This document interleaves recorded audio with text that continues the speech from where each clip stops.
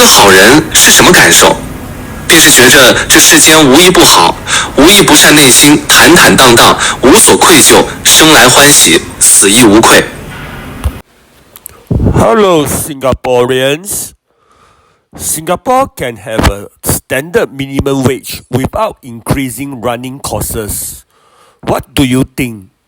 A minimum wage is considered necessary to ensure that all workers receive a basic level of compensation for their labor, preventing exploitation, alleviating poverty, and promoting social welfare by setting a baseline standard for wages, thereby contributing to a more equitable society.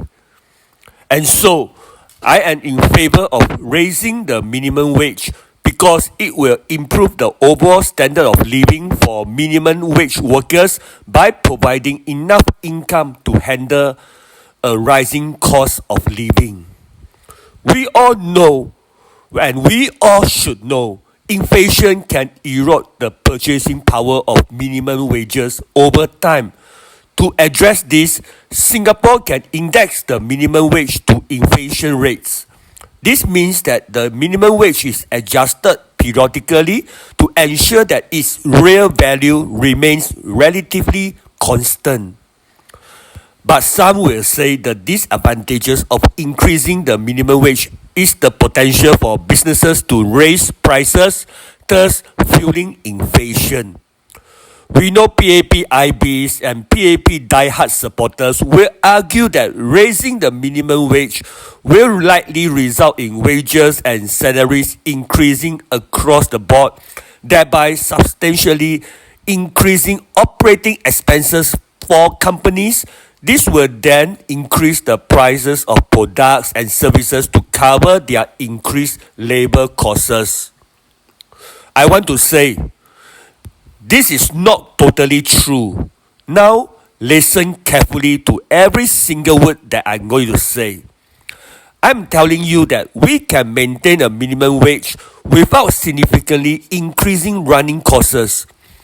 Businesses can focus on strategies like improving operational efficiency, automating tasks where possible, cross-training employees to handle multiple roles, optimizing scheduling, and exploring ways to increase productivity per employee rather than simply adding more staff at the higher minimum wage.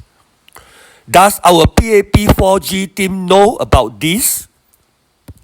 And also, right now in Singapore, locals often face job competition from foreign workers, particularly in higher skill positions, which can lead to concerns about job security and the perception that foreigners are taking jobs away from Singaporeans.